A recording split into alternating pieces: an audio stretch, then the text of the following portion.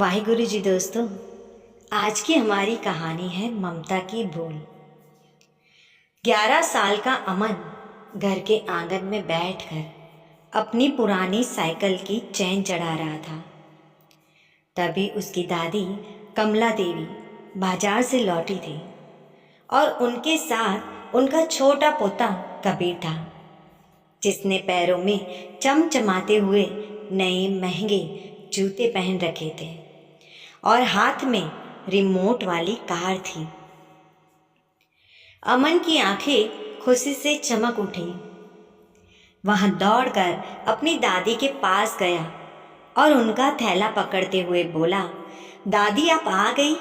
देखिए, मैंने आपकी पसंद की तुलसी की क्यारी साफ कर दी है। कमला देवी ने रूखेपन से अमन का हाथ झटक दिया और थैला खुद ले लिया। उन्होंने प्यार से कबीर का माथा चूमा और कहा, मेरा राजा बेटा थक गया होगा, जा अंदर जाके एसी में बैठ, दादी अभी तेरे लिए मैंगो शेक लाती है। अमन वहीं खड़ा रह गया। उसने कबीर के नए जूतों को देखा और फिर अपने जूतों को, जिनके तलवे भी घिस चुके थे और अंगूठा बाहर जाता था। रसोई से यहाँ सब देख रही अमन की माँ सुधा का दिल रो पड़ा। यहाँ इस घर का रोज का नियम, कबीर को हर महीने नए कपड़े और खिलौने मिलते थे, जबकि अमन को हमेशा कबीर के पुराने कपड़े और आधी अधूरी चीजें दी जाती थी। कमला देवी ऐसा इसलिए नहीं करती थी कि उन्हें छोटे बेटे से ज्यादा प्यार था, बल्कि उनके मन में एक गहरी अंधविश्वासी और कड़वी वजह थी। दरअसल अमन के जन्म के कुछ साल बाद ही कमला देवी के बड़े बेटे यानी अमन के पिता की एक सड़क हादसे में मौत हो गई थी। किसी ढोंगी तांत्रिक ने कमला देवी के कान भर दिए थे कि अमन के गर्भ भारी है और उसी की बदकिस्मत राशि की वजह से उनके बड़े बेटे की जान गई। तब से कमला देवी अमन को अपने बेटे का कातिल और अपशकुनी मानने लगी थी। वे मानती थी कि अगर अमन को ज़्यादा प्यार या अच्छी चीज़ें दी तो घर पर फिर कोई विपत्ति आ जाएगी। अमन बहुत ही समझदार और पढ़ाई में अव्वल था।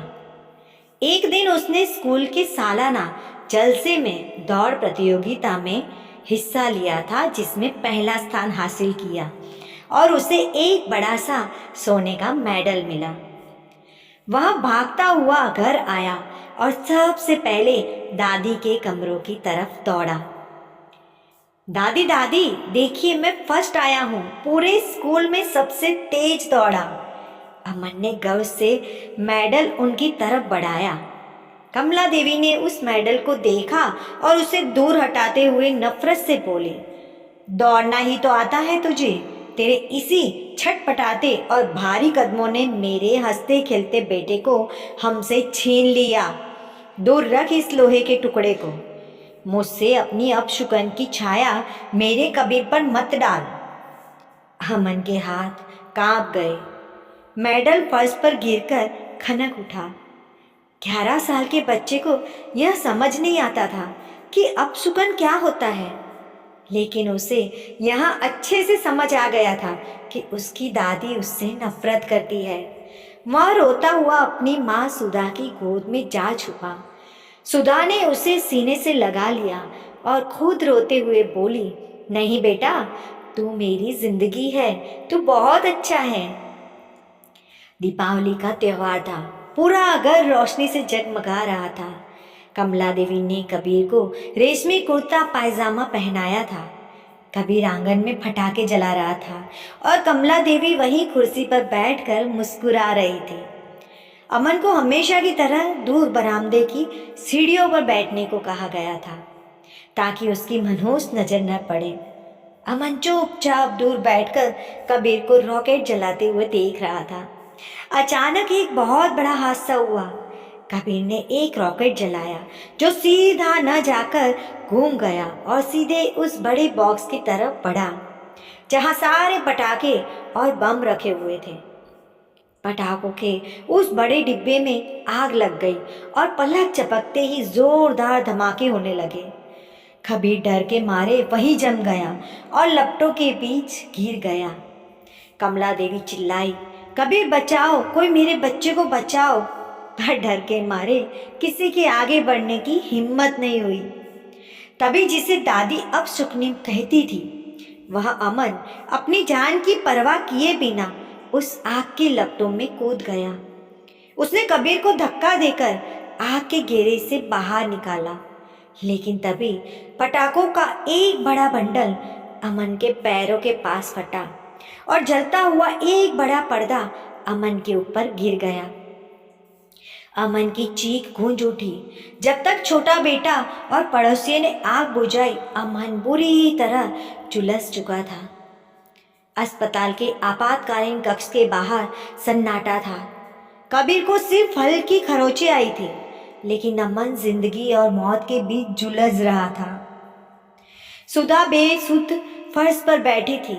कमला देवी कांपते हुए कोने में खड़ी थी। तभी कबीर ने रोते हुए कमला देवी का पल्लू खींचा और कहा, दादी, आप अमन भैया को हमेशा डांटती थी, उन्हें मनहूस कहती थी, लेकिन अगर आज भैया अपनी जान पर न खेलते तो मैं मर जाता। भैया बहुत अच्छे हैं दादी। 8 साल के बच्चे की इस बात ने कमला देवी के कानों में पिघला हुआ शीशा डाल दिया। उनके दिमाग में तांत्रिक की कही बातें और खुद का फैलाया हुआ जहर एक पल में कांच की तरह टूट गया।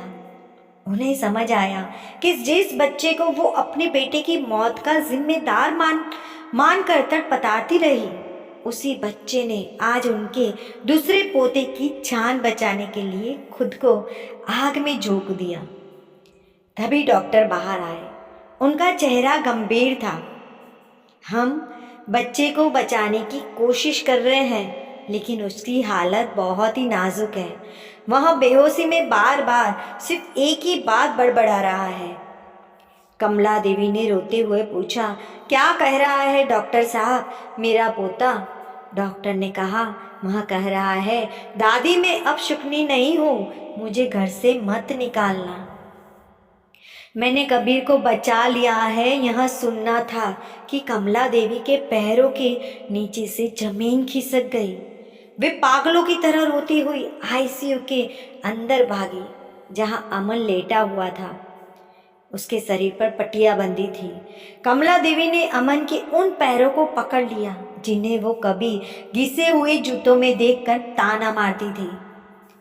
उन्होंने अपने आंसुओं से उसके पैर भिगो दिए और रोते हुए बोली, मुझे माफ कर दे मेरे बच्चे, मैं अंधी हो गई थी, मुझे पत्थर मारो पर तू आंखें खोल दे। तू अब शुकनी नहीं है, तू तो इस घर का रक्षक है, मेरे बेटे की आखिरी निशानी है। ईश्वर ने अमन की माँ और दादी की पुकार सुन ली। 2 दिन बाद अमन को होश आ गया। जब उसने अपनी आंखें खोली तो देखा कि दादी उसके सिरहाने बैठी थी और उनके हाथों में कबीर के पुराने कपड़े नहीं बल्कि एक सुंदर सा नया रेशमी कुर्ता था। अमन ने कमज़ोर आवाज़ में कहा, दादी। कमला देवी ने उसे तुरंत अपने गले से लगा लिया और फूट फूट कर रो पड़ी। अब कभी मुझसे दूर मत जाना बेटा, तू मेरा सबसे प्यारा पोता है। उस दिन के बाद से कमला देवी के मन का वह अंधविश्वास हमेशा के लिए भस्म हो गया। अमन को अब कबीर के पुराने जूते नहीं बल्कि दादी का वो मान और बेपनाह प्यार मिला जिसका वह हमेशा से हकदार था। अब उस घर में कोई बच्चा पराया या अपशुकनी नहीं था, सिर्फ और सिर्फ दादी की ममता थी। अगर कहानी दिल को छू गई हो दोस्तों, तो लाइक, शेयर और सब्सक्राइब जरूर करिएगा। फिर मिलते हैं एक नई कहानी के साथ। तब तक के लिए धन्यवाद।